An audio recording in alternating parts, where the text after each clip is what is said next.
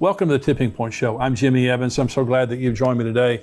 I have a teaching today called War Drums in Israel, and I want to talk to you about the news that's going on right now and what the Bible says about two wars that are about to happen in Israel. There are major wars that are prophesied, and what we have in the news today is telling us these wars are about to happen very soon.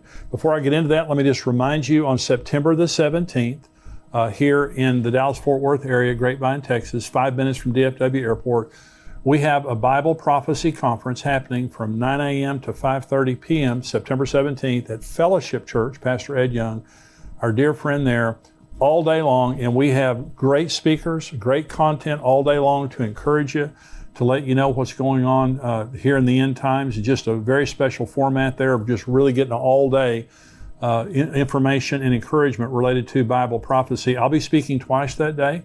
I'll also be speaking the next morning at Fellowship Church on Bible prophecy. So if you attend the conference and you're able to stay over, you can hear me again on Sunday morning. We also have Pastor Billy Crone, who's a regular guest here on the program. We have Greg Laurie, who is a contributor to endtimes.com. He's written many books on the end times, terrific speaker, terrific content. We have Dr. Mark Hitchcock. He's written over 30 books on the end times. He is a contributor here to endtimes.com. He'll be speaking that day, along with Pastor Ed Young, who is a terrific speaker, great pastor, great speaker, and Rabbi Jonathan Cahn, who is a dear friend of mine, who I believe is the most gifted prophet of our time. His books are bestsellers. He has revelation that is off the charts, incredible and accurate. And so he'll be there bringing a special message. And so it's $99 a person to attend. It's $49 for the live stream, but we want to give you a 20% discount. We know we have a lot of subscribers to YouTube on our YouTube channel. If you haven't subscribed, hit that button and subscribe right now. We want to give you a 20% discount. So you get 20% off of the 99, 20% off of the 49. We would love to have you be there in person. If you can't, we would love to have you live streaming in. So you can go on conference.endtimes.com right now. Enter into your promo code there. You'll get 20% off. Conference.endtimes.com. The information is right there on your screen. Sign up. We have a lot of people already signed up. So we want you to sign up right now. You can use your discount, by the way, to bring family, friends, neighbors, bring a busload from your church. You can all use your discount code there. So we're going to have a lot going on that day. We would love to have you be a part of that. Let me remind you also of the book that we have, Where Are the Missing People? This is a book that you leave on your coffee table, dining room table, car, office, apartment, dorm room for people who are left behind in the rapture. The number one question that's going to be asked after the rapture is, where are the missing people? And this book is going to be there answering it, leading people to Christ and letting them know what's about to happen and how to prepare for it. And if you go on Amazon, we have hundreds of 5-star reviews of this book. And you can see those reviews there, but a lot of people are reading it right now, giving it to loved ones, and they're getting saved, their lives are being changed. And so it's not just for later. Many people are reading it right now and it's changing their lives. So where are the missing people? You can go on Amazon. You can also go to missingpeoplebook.com. And if you're buying more than one copy, we give you some great discounts there for missing people. So let me get into this teaching today on war drums in Israel. We live in a very, very serious time. And I know that all of us feel the oppression of what's going in the world right now. And not just related to Israel, but just economically, the pandemic, the evil and wickedness in the world, China, Russia, the war in Ukraine, all the things that are happening. It is oppressive. I mean, this is something I've never experienced before. And I'm 68 years old. I've never experienced anything like this, what's going on in the world right now. I never thought I would live to see what's going on in the world right now. But it's happening, and it's a fulfillment of Bible prophecy. And according to Bible prophecy, there are two major wars that are about to happen in Israel. And I think they'll happen very, very soon, especially the first one. And one of the wars is the Gog and Magog war that you may have heard me talk about already, but I'm going to talk about it here in just a minute. But I want to read you some articles about what's happening in Israel right now. And I believe that we're right on the brink of the Gog and Magog war breaking out. Could be in the next few weeks or few months. I really believe that. But also the Battle of Armageddon. Let me talk about Armageddon first, because what's happening right now in the news is also pushing us very close to Armageddon. Now, this is Joel chapter 3. This is God in the first person talking about the Battle of Armageddon. He says, "Behold, in those days and at that time, when I bring back the captives of Judah and Jerusalem, I will also gather all nations and bring them down to the valley of Jehoshaphat, and I will enter into judgment with them there on account of my people, my heritage Israel, whom they've scattered among the nations, they have also divided up my land. So now remember, when Israel was scattered the first time, they went to one nation. They went to Babylon. God is talking here about you've scattered them among the nations, and then I'm going to bring them back. Okay, that happened in 1948 when Israel came back from the nations of the world, and he brought them back. And it says, in those days and at that time, when I do this, I'm going to do this. He's talking about a generation. That's what Jesus said. This generation will not pass away till all things are fulfilled. So in one generation, 1948, the Jews come back. There's going to be Armageddon. And he says, I'm bringing the nations into judgment in the valley of Jehoshaphat. The valley of Jehoshaphat is the valley between the Temple Mount and the Mount of Olives. And this is where Jesus' feet touch.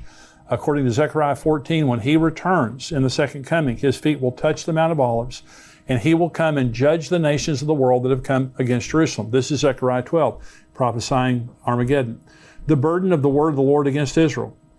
Thus says the Lord God, who stretches out the heavens, lays the foundation of the earth, and forms the spirit of man within him. Behold, I will make Jerusalem a cup of drunkenness to all the surrounding peoples when they lay siege against Judah and Jerusalem. And it shall happen in that day that I will make Jerusalem a very heavy stone for all peoples. All who would heave it away will surely be cut in pieces, though all the nations of the earth are gathered against it. Now, God is the causal agent of Armageddon, and the city of Jerusalem is the focus. God is the one who's bringing the nations of the world to judge them for how they have treated the people, the nation of Israel, and for dividing up their land. Okay, but the city of Israel specifically, the city of Jerusalem specifically, he says, I'm going to bring you, all the nations have gathered against the city of Jerusalem, and I've made it a cup of drunkenness. In other words, it makes them crazy. All the surrounding nations, check that box. And it's a burdensome stone. No nation can solve that problem. Though the United States has tried, the United Nations have tried, no one can lift that stone and solve that problem. Well, let me read a couple of articles here to you about what's happening right now. It's happening to divide the city of Jerusalem, to divide the nation of Israel. And this is from Israel 365 News. This is June the 2nd, 2022, from Adam Berkowitz. It says, Biden's State Department sidesteps Israel to open Palestinian consulate in Jerusalem.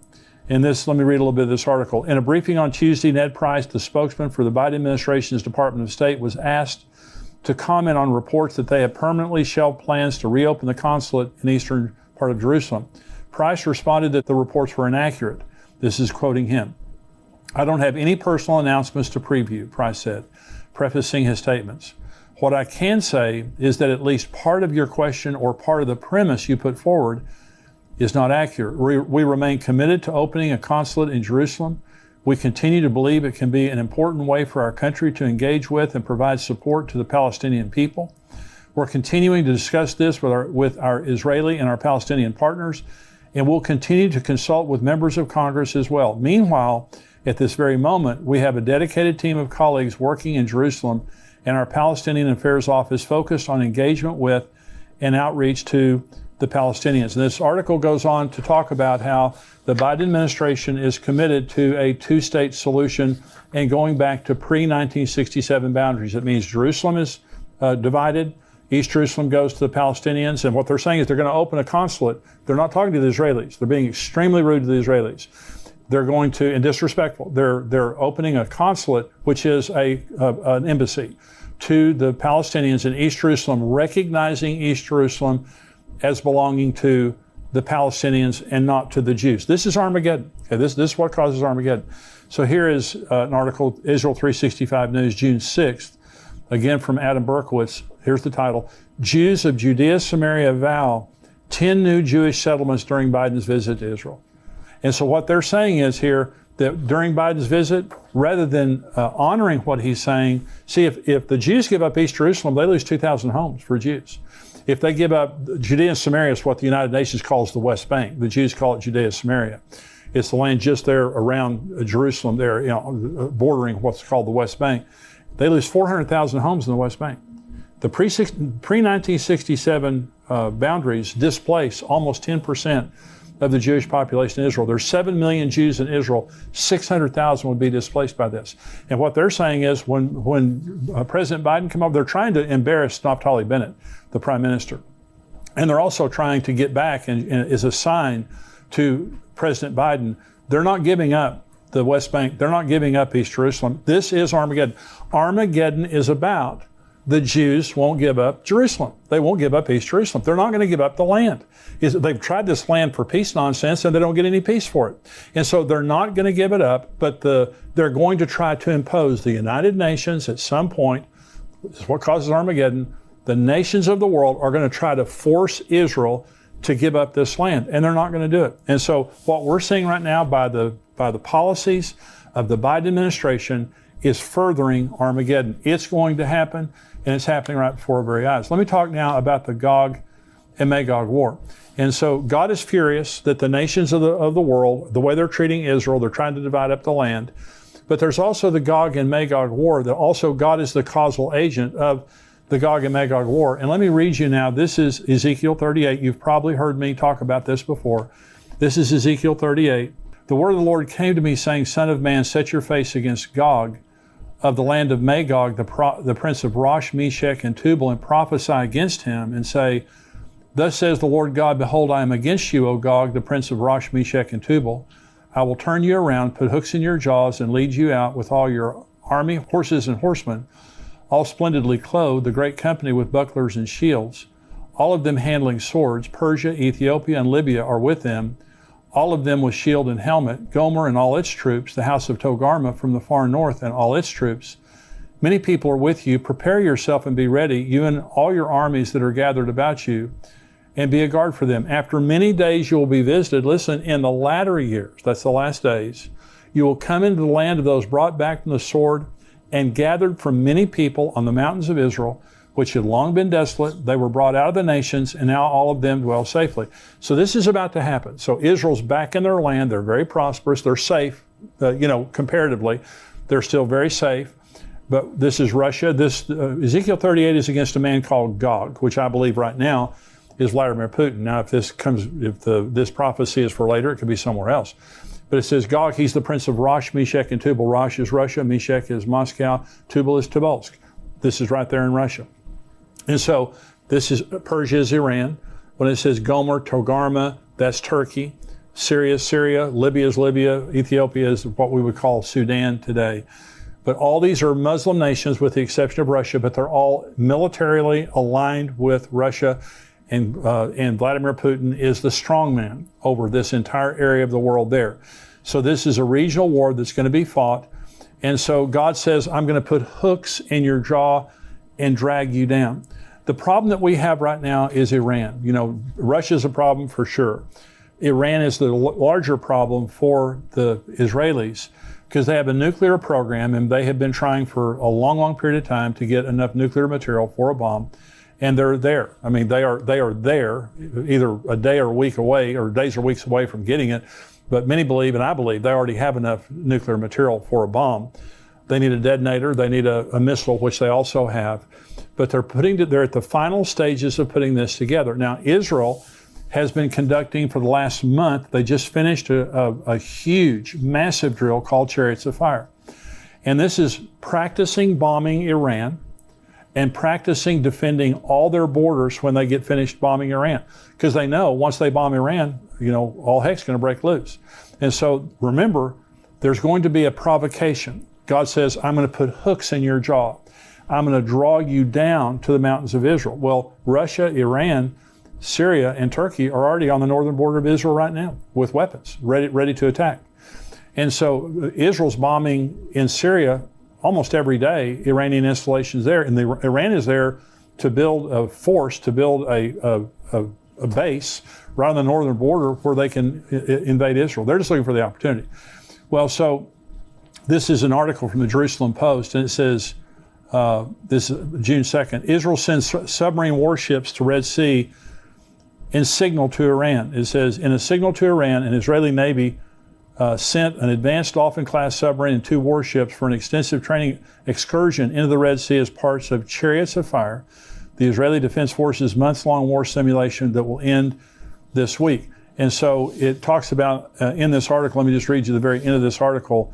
It says, Chariots of Fire simulated an all-out war on many fronts and was aimed at strengthening the country's defenses and the resilience of its home front, as well as increasing the effectiveness of communication between various corps and commands. The exercise involved nearly every branch of the Israeli Defense Force, including the ground forces, Air Force, Navy, logistics, intelligence, technology, and more. Well, this is a massive drill that took a month that is including every branch of the military. It's bringing them all together, helping them to communicate so they can bomb Iran and so they can protect their nation afterwards. Because in my opinion, this is the hook that once Israel bombs Iran, it provokes Russia. Russia's already provoked, but it provokes Russia, Turkey, Iran, Syria, all these nations, and this could be the fulfillment of that. I mean, by the way, and so let me just read you these other articles and I'll talk about it. This is from Yahoo News, June the 2nd, this year. This could be the next big war that grips the entire world. Now look at that title there. The ongoing war between Israel and Iran across the Middle East came out of the shadows and into the open long ago, but now, on the back of several suspected Israeli attacks inside Iran itself, the deadly contest threatens to escalate, possibly beyond the region. Last week, several quadcopter drones smashed into a suspected Iranian nuclear research and drone facility at Parchin, killing one engineer. Mere days before, 2 assassins on motorbikes shot dead an Iranian military colonel in the heart of Tehran. In February, several drones hit an Iranian unmanned aerial vehicle, UAV, base in the west of the country at Kermanshah. Although never officially taking responsibility, various subtle hints by Israeli officials and media reports have left little doubt as to the provenance of these attacks. Now listen to the rest of this article, because this is very important. This is all part of what the Israeli government, just under a year in power, has come to describe as the Octopus Doctrine, a new and risky expansion of its campaign against Iran's military and nuclear capability, the Octopus Doctrine.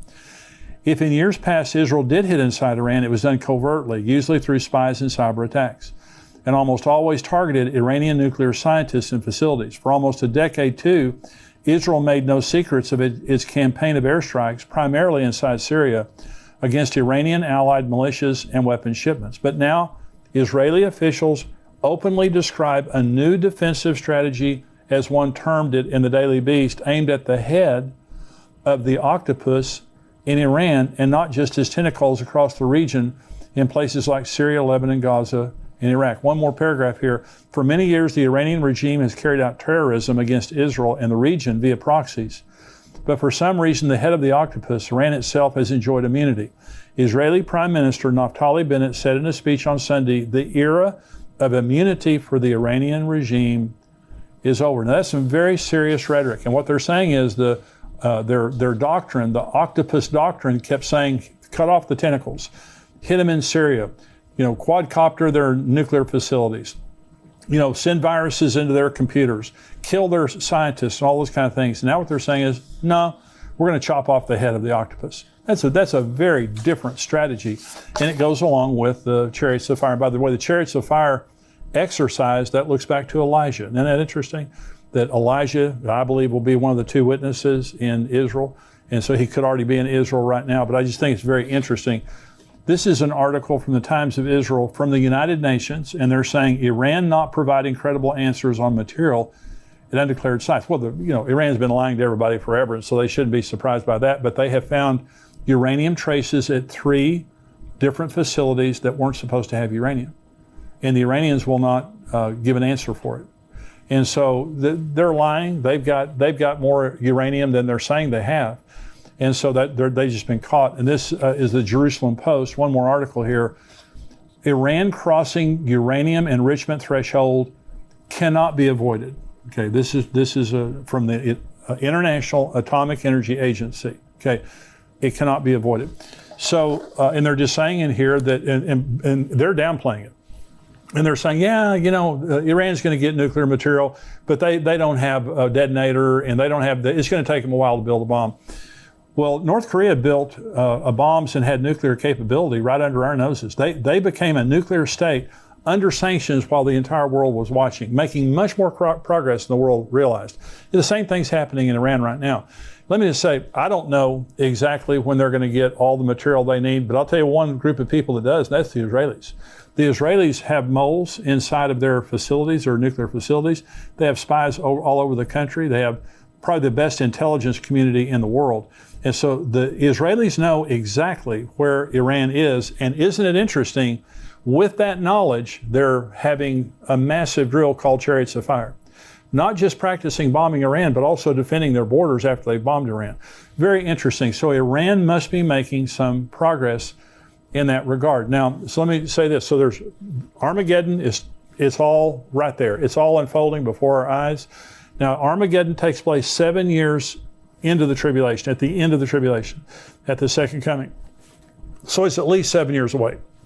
If Rosh Hashanah, if the battle of Gog and Magog happened right now.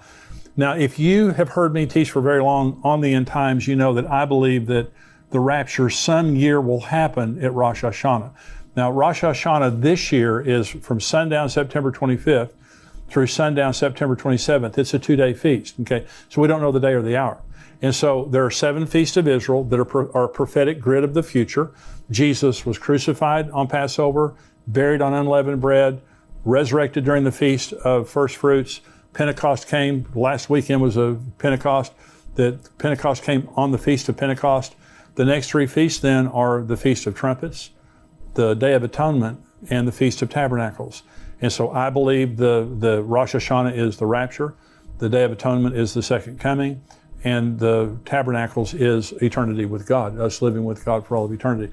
So we have 3 more feasts about to happen. So I believe, and what I've taught is, I believe some year that the Gog and Magog war will happen around the Feast of Trumpets, either right before or right after. Now, my personal opinion is it'll happen just prior to, because I believe it will set up the covenant that the Antichrist makes with Israel. After the Gog and Magog war, there's going to be a tremendous sympathy for Israel when God glorifies himself, when he defeats all those armies and deals with that issue. Then the Antichrist shows up as a man of false peace and makes this covenant of peace. Now, that's just my opinion. It could be at a different time. But isn't it interesting that we're 3.5 months right now from the Feast of Trumpets, when I believe some year the rapture will happen. And all these things are happening, and what the world is witnessing is, we're right there. Related to Israel and Iran, we're right there. Israel cannot let Iran get a nuclear weapon. It's not going to happen. They have the resolve and they have the capacity to bomb Iran and stop it. And so this is all happening right before our nose. And my opinion is, and this is what I wrote in my book, Tipping Point, I wrote it 2 years ago, is my opinion is when Israel bombs Iran, which could be in the next few days or few weeks, when Israel bombs Iran, it will provoke the Ezekiel 38 and 39 war, which I believe is a sign that the rapture is about to happen. We're in that period of time. And when I make these kinds of statements, I'm not setting a date that I'm saying absolutely Jesus is coming this September. But I've never seen in my lifetime the events that we have going on in the world right now. And in my heart, I pray that this is the year that Jesus will return. And all the signs of the times are there. And I'm just reading the signs of the times. And so I hope that this has been a blessing to you today. If you're watching on YouTube, I just want to say thank you for joining me. I hope you'll become a subscriber to endtimes.com. We have articles and videos that come out all week long. This week we talked about China's growing footprint in the world. China is a very troubling nation in the world right now. We talked about Iran's nuclear weapons, famines in Africa. We also had an article from Dr. Mark Hitchcock on the numbers in Revelation. Are they symbolic or are they literal, or are they a combination of the two? I wrote an article about going through the storms of life, how Jesus taught us how to go through the storms of life.